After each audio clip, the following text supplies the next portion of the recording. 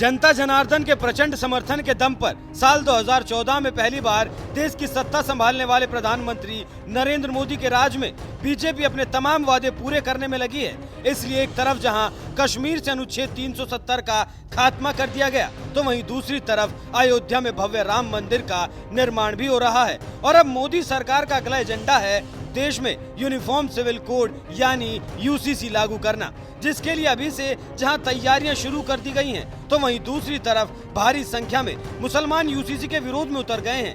इन सब के बीच अब बॉलीवुड की दिग्गज हस्ती जावेद अख्तर ने यूनिफॉर्म सिविल कोड पर ऐसा बयान दे दिया जिससे यूसीसी विरोधी मुसलमान बुरी तरह से बौखला सकते हैं।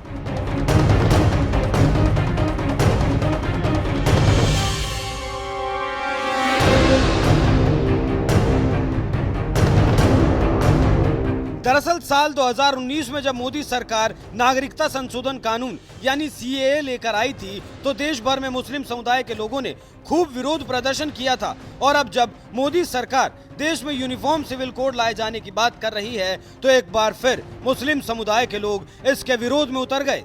मौलाना से लेकर मुस्लिम नेता तक तमाम लोग यूनिफॉर्म सिविल कोड का जमकर विरोध कर रहे हैं। तो वहीं दूसरी तरफ खुद पीएम मोदी जब कुछ ही दिनों पहले मध्य प्रदेश गए थे, तो उन्होंने यूसीसी विरोधियों को जमकर लताड़ लगाई थी और कहा था आजकल यूनिफॉर्म सिविल कोड के नाम पर मुसलमानों को भड़काने का काम किया जा रहा है कि यूनिफॉर्म सिविल कोड के नाम पर ऐसे लोगों को भड़काने का काम हो रहा है।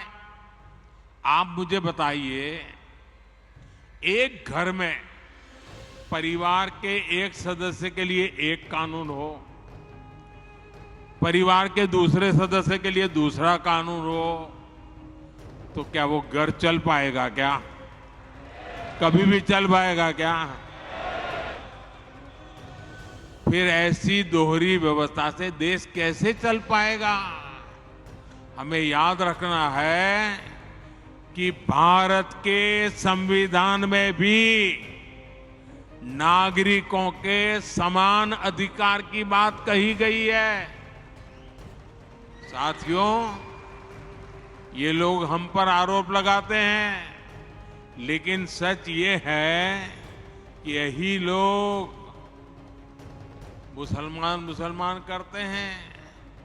अगर ये मुसलमानों के सही मायने में हितैषी होते, तो अधिकांश परिवार मेरे मुस्लिम भाई बहन शिक्षा में पीछे न रहते, रोजगार में पीछे न रहते, मुसीबत की जिंदगी जीने के लिए मजबूत नहीं रहते। और सुप्रीम कोर्ट ने बार बार कहा है, सुप्रीम कोर्ट डंडा मारती है, कह रही है कॉमन सिविल कोड लाओ, लेकिन ये वोट बैंक के भूखे लोग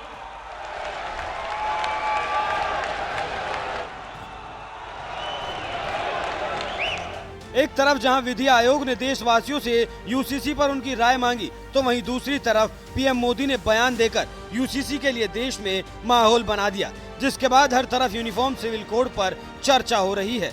तो वहीं इसी बीच बॉलीवुड की दिग्गज हस्ती जावेद अख्तर से जब यूसीसी के बारे में पूछा गया, तो उन्होंने चौंकाने वाला बयान देकर हर किसी को हैरान कर दिया, क्योंकि जावेद अख्तर ने तमाम मुसलमानों की तरफ यूसीसी का विरोध करने के बजाय इसका खुलकर समर्थन कर दिया। द वायर को दिए इंटरव्यू में वरिष्ठ पत्रकार करण थापर ने जब यूसीसी पर सवाल किया, तो जावेद अख्तर ने अपनी बात रखते हुए कहा, यूनिफॉर्म सिविल कोड का ड्राफ्ट एक्सपर्ट्स को तैयार करना चाहिए, न कि नेताओं को। यूसीसी के ड्राफ्ट में नेताओं का हस्तक्षेप नहीं होना चाहिए। एक बार ड्राफ्ट तैयार हो जाए, तो इस पर देश के नागरिकों, अलग अलग समुदाय के लोगों और संस्थानों से उनकी राय लेनी चाहिए। अभी समान नागरिक संहिता पर जिस तरह से बहस है और जो चीजें हो रही हैं, सब गलत दिशा में हैं। जावेद अख्तर से जब पूछा गया क्या पीएम मोदी या बीजेपी समान नागरिक संहिता के मुद्दे को राजनीतिक तौर पर भुनाना चाहती हैं, तो इस सवाल पर जावेद अख्तर ने कहा, यूनिफॉर्म सिविल कोड का आइडिया पीएम नरेंद्र मोदी का थोड़ी है, इसका जिक्र तो संविधान में है। अब प्रधानमंत्री इसका जिक्र क्यों कर रहे हैं, इसके पीछे कोई राजनीतिक मंशा है, मेरी इसमें दिलचस्पी नहीं है। महत्वपूर्ण ये है कि क्या हमें समान नागरिक संहिता की जरूरत है या नहीं। मुस्लिम समुदाय से आने वाले जावेद अख्तर से जब वरिष्ठ पत्रकार करण थापर ने पूछा, कुछ लोगों को लगता है कि पीएम मोदी और बीजेपी यूनिफॉर्म सिविल कोड के जरिए मुसलमानों के बहुविवाह को निशाना बना रही हैं। तो इस सवाल के जवाब पर जावेद अख्तर ने कहा, हम बस अनुमान लगा रहे हैं। एक तरफ आप कहते हैं कि सरकारी डाटा के मुताबिक मुस्लिमों के मुकाबले हिंदुओं में कहीं ज्यादा बहुविवाह के मामले हैं, तो फिर अकेले मुस्लिमों का जिक्र क्यों कर रहे हैं? यूनिफॉर्म सिविल कोड का असर तो सभी धर्म और समुदाय के लोगों पर पड़ेगा। जो लोग भारत में यूनिफॉर्म सिविल कोड का विरोध कर रहे हैं, वो अपने बच्चों को अमेरिका और ब्रिटेन भेजने और उनके लिए ग्रीन कार्ड हासिल करने के लिए मर रहे हैं। ये लोग अमेरिका और ब्रिटेन में यूसीसी स्वीकार कर सकते हैं, लेकिन भारत में नहीं। आखिर क्यों? एक तरफ जहां असदुद्दीन ओवैसी जैसे सांसद और मदनी जैसे मौलाना यूनिफॉर्म सिविल कोड का खुलकर विरोध कर रहे हैं, तो वहीं दूसरी तरफ जावेद अख्तर ने यूसीसी के समर्थन में मोर्चा खोल दिया और यूसीसी के विरोधियों को जमकर लताड़ रहे हैं। जावेद अख्तर ने तो यहाँ तक कहा है कि मैं अपनी जिंदगी एक तरीके से यूनिफॉर्म सिविल कोड के तौर तरीकों से ही जी रहा हूँ। बतौर मुस्लिम मुझे अपनी पत्नी को सिर्फ 4 महीने का गुजारा भत्ता देना था, लेकिन मैंने जानबूझकर उन्हें तब तक गुजारा भत्ता देने का फैसला किया जब तक वो चाहती हैं।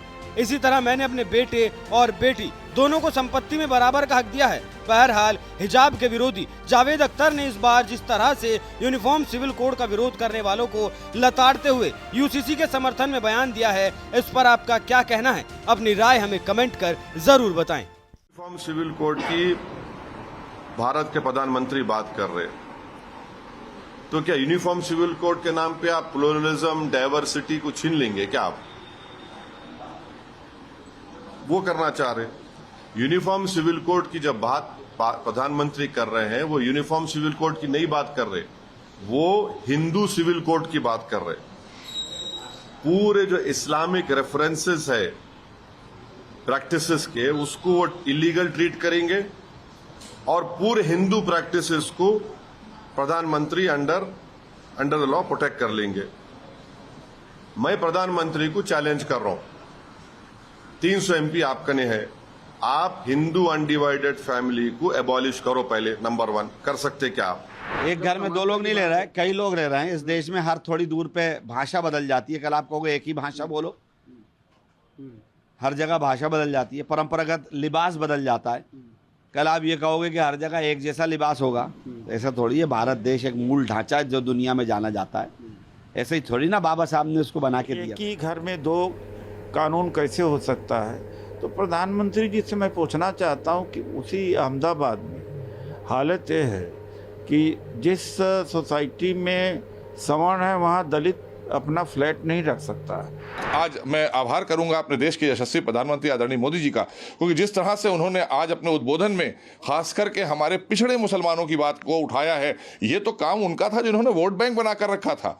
जो आते थे और आकर खजूर खाकर चले जाया करते थे रोजा अफ्तार पार्टियों में, उनको आज आईना दिखाने का काम किया है आदरणीय मोदी जी ने कि आपने इनके सर पर छत देने का काम नहीं किया, इनके तन पर कपड़े देने का काम नहीं किया, इनके हाथ में कलम देने का काम नहीं किया, इनको रोजगार देने का काम नहीं किया। आज देश के यशस्वी प्रधानमंत्री आदरणीय मोदी जी ने साफ कर दिया है कि हम सबका साथ सबका विकास जो कहते हैं, यही मूल मंत्र हमारा है और इसको लेकर हम साथ चले हैं और सबको साथ लेकर चले हैं। और पिछड़े दबे कुचले मुसलमानों को, खास करके उन्होंने पासमानदा मुसलमानों की बात की, जो पिछड़े मुसलमान हैं उनको कभी भी आगे आने का मौका नहीं मिला, ना उनको शिक्षा के तौर पर आगे शिक्षा दी गई और ना ही उनको रोजगार दिया गया। उनको सिर्फ वोट बैंक बनाकर रखा गया, बंधुआ मजदूर की तरह रखा है विपक्षी पार्टियों ने, खासकर कांग्रेस, सपा, बसपा और तृणमूल कांग्रेस जैसी पार्टियों ने। तो उनको एक आईना दिखाने का काम किया है कि भारतीय जनता पार्टी आदरणीय मोदी जी के नेतृत्व में आज सबसे ज्यादा संपन्न अगर हुआ है पिछड़ा मुसलमान, तो हमारी सरकार में उनको संपन्न करने का काम आदरणीय मोदी जी ने किया है। प्रधानमंत्री जी का ये चुनावी भाषण है। पिछले 5 वर्षों में एक बार भी उन्होंने राजनीतिक दलों को बुला करके, स्टेक होल्डर्स को बुला करके कभी इस पर चर्चा नहीं की। आपको लगता है कि यूसीसी को लेकर एक बहुत बड़ा चुनावी मुद्दा बनने जा रहा है आगामी चुनाव में? ये ऐसा विषय है जिस पर सभी राजनीतिक दलों को, सभी स्टेक होल्डर्स को एंगेज करना चाहिए, वरना ये चुनावी प्रक्रिया का एक शगुफा बन के रह जाएगा।